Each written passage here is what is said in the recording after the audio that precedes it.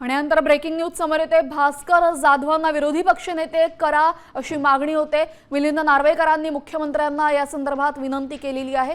जाधवांना मानसिक त्रास होतोय, शिवसैनिकांना मोठा फटका बसतोय, ठाकरेंनी दिलेल्या पत्राची अंमलबजावणी करा असं नार्वेकर म्हणतात।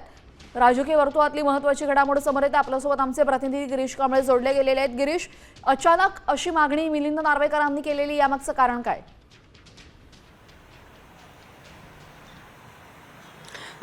जेव्हा वर्धापन दिन सोहळा होता त्यावेळी भास्कर जाधव हे माध्यमांशी बोलत होते आणि त्याचवेळी मिलिंद नार्वेकर यांची गाडी आली आणि त्या गाडीमुळे भास्कर जाधव यांच्या बाईट देण्यात म्हणजे माध्यमांची प्रतिक्रिया देताना त्यांना व्यत्यय आला आणि ते गाडीकडे रागाने बघत होते आणि त्या संदर्भातल्या बातम्या देखील प्रसारित झालेल्या होत्या। आणि आता त्यानंतर या बातम्या जेव्हा मिलिंद नार्वेकर यांच्यापर्यंत पोहोचल्यानंतर आता त्यांचं हे ट्विट त्यांनी केलं असल्याचं बोललं जात आहे की जे उद्धव ठाकरे यांनी जे पत्र दिलेलं आहे विधानसभेच्या विरोधी पक्षनेते पदाचं, ते पद भास्कर जाधव यांना लवकरात लवकर द्यावं, कारण जे मिळत नसल्यामुळे फ्रस्ट्रेशन आहे असा एकंदरीत कुठेतरी मिलिंद नार्वेकर सांगण्याचा प्रयत्न करतात आणि त्याचा संत मनस्ताप हा आपला सामान्य शिवसैनिकांना होत असल्याचं देखील मिलिंद नार्वेकर म्हणतात। त्यामुळे मिलिंद नार्वेकर आणि भास्कर जाधव यांच्यातील अंतर्गत खतखत पुन्हा एकदा समोर आले असं आपण बोलू शकतो। कारण 2004 साली जेव्हा भास्कर जाधव यांनी शिवसेना सोडलेली होती त्यावेळी त्यांनी मिलिंद नार्वेकर यांच्यावर देखील खापर फोडलेलं होतं, कारण मिलिंद नार्वेकर हे उद्धव ठाकरेंना आम्हाला भेटू देत नाहीत अशा पद्धतीचे आरोप त्यांनी केलेले होते आणि मग 2004 साली भास्कर जाधवांनी ही शिवसेना सोडलेली होती।